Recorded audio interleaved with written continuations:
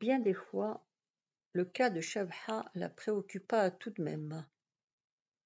Elle s'en voulait un peu de ne pas ressentir la plus petite révolte, cet élan instinctif qui pousse le propriétaire au-devant des rôdeurs, parce qu'il menace son bien et qu'il n'est pas juste qu'on l'en dépouille. Mais madame comprenait bien Shabha. Elle la laissait à son rêve charmant. Elle avait même un peu de sympathie inavouable pour cette solide paysanne dont elle mesurait la soif, et elle songeait que si cela pouvait se réaliser, elle éprouverait une certaine satisfaction à la savoir heureuse.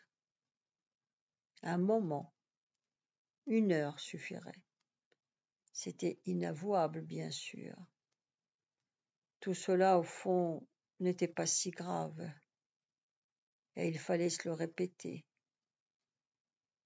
Il n'y avait pas de quoi s'alarmer. « Vous faites de drôles de mariages, dit-elle un jour à Amar.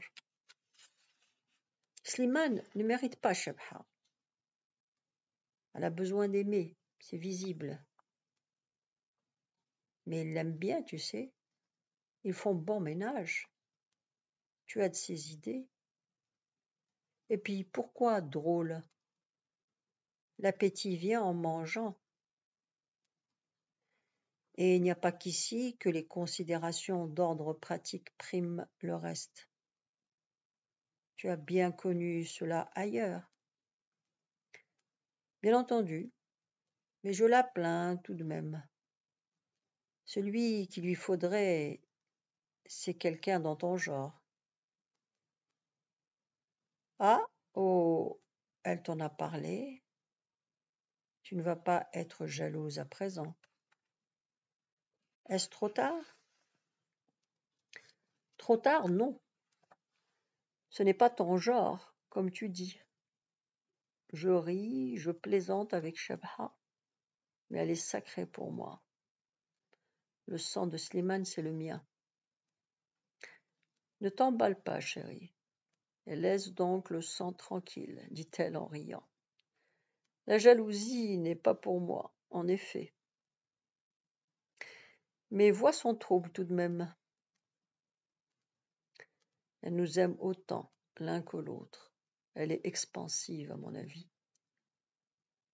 Il ne faut pas lui prêter des sentiments qu'elle n'a pas. Ce serait injuste pour l'amitié qu'elle nous porte. Tu t'entêtes à ne pas voir, mon ami. Je ne la blâme pas, et tu vois que je ne lui en veux même pas.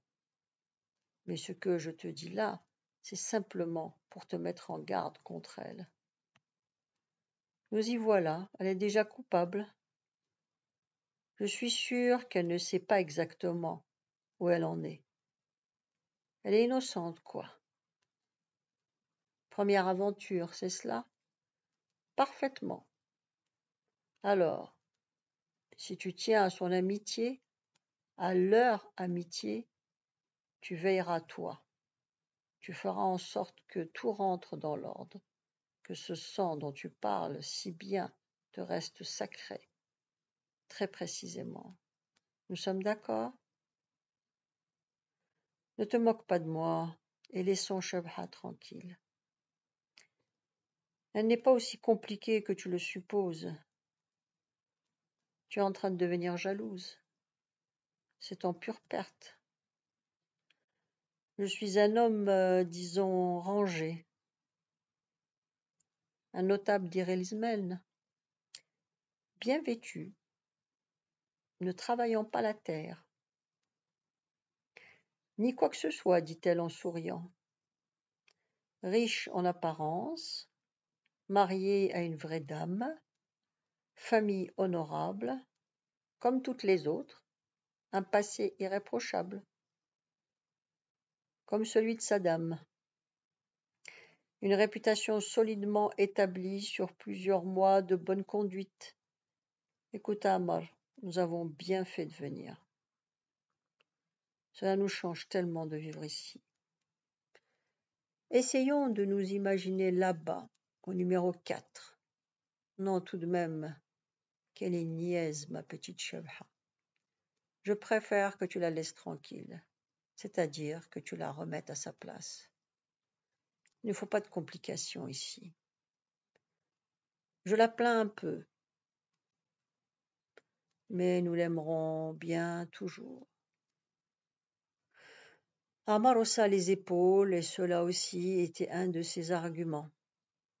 Habituellement le dernier, celui qui mettait le point final à toute discussion. Mais cette fois il s'en alla pensif. Le haussement d'épaule était pour Marie. Il s'avoua d'abord que l'amour de Shebha le flattait.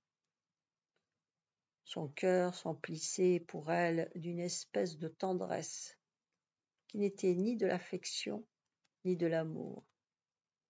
Un sentiment intermédiaire difficile à définir, qui lui donnait envie de l'embrasser délicatement, de lui murmurer des paroles émues, des mots qui sortiraient de son cœur,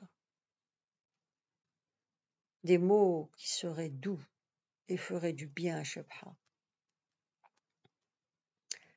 Oh, ma petite sœur, tu es si gentille de m'aimer, si intelligente de me trouver aimable, si belle à mes yeux de me trouver assez beau. Sais-tu que j'ai connu quantité de femmes, des femmes étrangères, qui n'en voulaient jamais qu'à mon argent? Sais-tu que tu es la première à vouloir m'aimer pour de vrai, à m'aimer en cachette, sans espoir ni marchandage?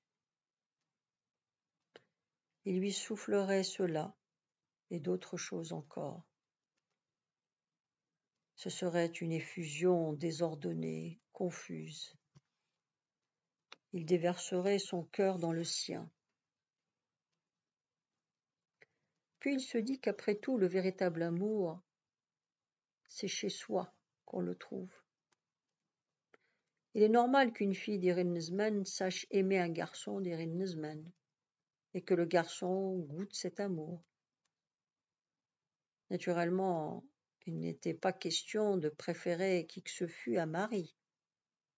Mais il lui manquait une expérience, et maintenant cette expérience, il était déjà en train de la vivre. Il ne l'aurait pas attendu longtemps. Il en éprouvait beaucoup de plaisir parce que pour lui aussi c'était un réveil. Lui qui se croyait blasé retrouvait un cœur d'enfant qu'un regard pouvait égayer, qu'un sourire remplissait de joie. Un cœur attentif aux petits riens d'un autre cœur qui lui ressemblait, prêt à capter le moindre signal, à entendre le petit faible appel, à interpréter le geste le plus insignifiant. Cet homme raisonnable, en passe de devenir l'un des sages de la Djama, se mettait à goûter secrètement, en haussant les épaules, aux douces émotions des jouvenceaux, bien inestimables, dont il avait été frustré jusque-là.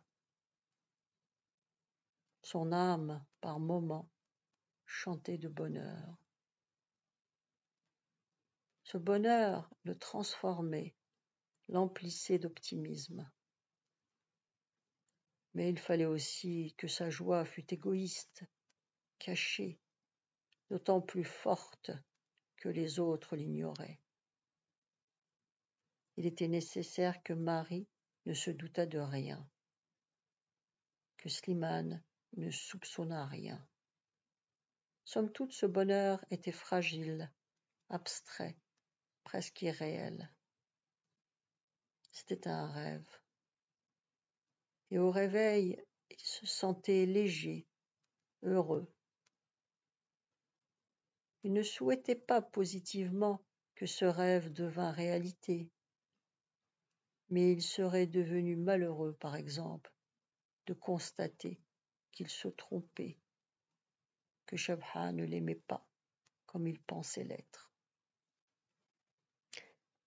C'est pourquoi maintenant, d'une certaine manière, il en veut un peu à Marie d'avoir parlé. Il lui en veut pour sa franchise. Il était si tranquille, que diable. Et le diable, justement, c'était elle. Qu'une autre bouche lui révéla sa certitude, affermissait cette certitude. Mais en même temps, cela enlevait à l'aventure un peu de son charme. Marie lui avait dit aussi qu'il fallait à Shebha quelqu'un dans son genre. Elle était réaliste, Marie. Ses rêves à lui étaient un peu vagues. Il n'osait pas se demander s'ils étaient réalisables. Il avait cru bêtement que son amour était différent des autres. Mais c'est Marie qui avait raison. Shebha était jeune, forte, têtue. Elle a des besoins précis. Maintenant, à cause de Marie, il la découvre différente. Mais tant pis, si c'est ainsi que Shebha l'aime. Lui aussi, il est prêt à la désirer.